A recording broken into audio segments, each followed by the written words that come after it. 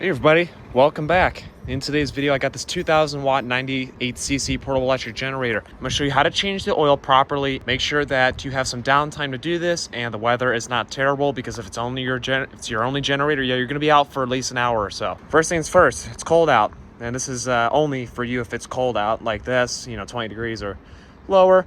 Recommend putting a block heater on it. Heat the block up for around 10-15 minutes depending on how cold it is. Try to get the temp up. We don't want that oil to be too cold and cause any damage, especially because I believe it takes SAE 10W30 or just 10W30, and that's not the greatest when it's cold out, but what are you gonna do, right? All right, I'll come back about 10-15 minutes. Next thing is, once the engine's pretty much heated up, we're then going to start the engine and let it run for just a couple minutes to get up to temperature, and then we'll shut her down and we'll go on to the next step. Okay, here we go.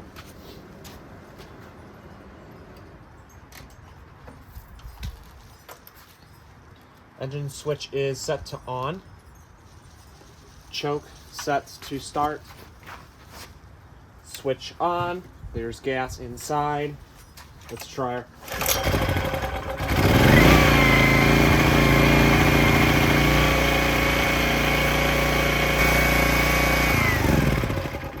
Okay, she's warmed up now for at least 5 minutes or so. It's back to off. I'm gonna turn the gas off now. We're gonna carry it inside and change this oil.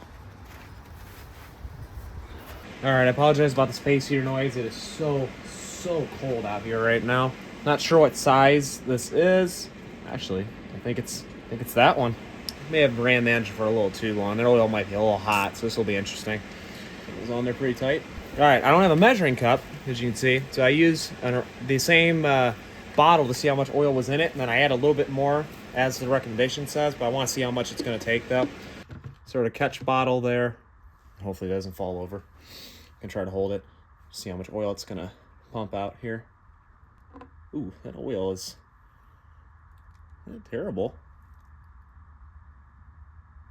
It's definitely been raining a couple times, that's for darn sure. We'll do a flushing on this one too, where we waste a little bit of oil to flush a lot of the older oil out. But looks like it's working pretty good. I'll let this engine fully drain and then we'll come right back, okay? All right, now we're gonna do the flushing process. We're just about, if I keep it on level ground, yeah, you're not gonna be able to see this. I'm gonna use just a little bit for flushing. I might have to pour a little bit back in, but it should be pretty much okay. I'm gonna pour just a little bit in for flushing.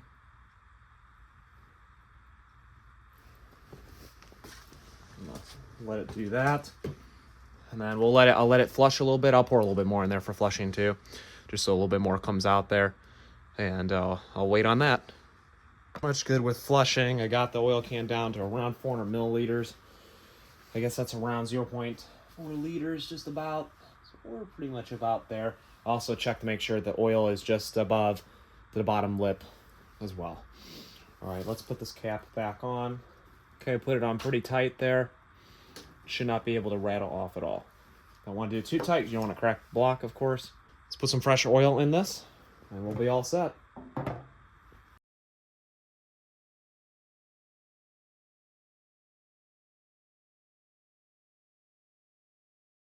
Pretty much got all that oil in there. I'm happy about that. Slowly drain out of the fill. The oil should pretty much be out of this cap now. And there is no way that I overfilled that, but okay. Do this here and hope that doesn't all spill out. Normally it's supposed to be at the bottom lip, but I think this engine is tilting forward just a little bit too. It also doesn't help. But if it needs to drain a little bit, let it drain a little bit. It says add oil, unscrew cap, pull the bottom lip, as it shows right there. I'm gonna put this cap on now. I'm gonna set it on flat ground, check it again real quick. I always know that a little bit of oil would spill out of this, so someone probably put a little too much, but I'd rather have a little too much than nothing, so. Okay, I'm gonna check it on the ground real quick, and it should be all set. As the ground, I can get it, as far as I know. See that it's pretty high there. You can see, I believe it's right about the bottom lip, as it says. That's what I'm assuming right there. If I'm wrong, please let me know in the comments down below, and so I don't blow my generator up. Pretty sure that's how you do that. Actually, it's pretty tight on there. Yeah, as it shows, it says fill to bottom lip right there. So that's how I'm assuming. All right, let's get started. Let it run for a little bit with the new oil and get the new oil broken into.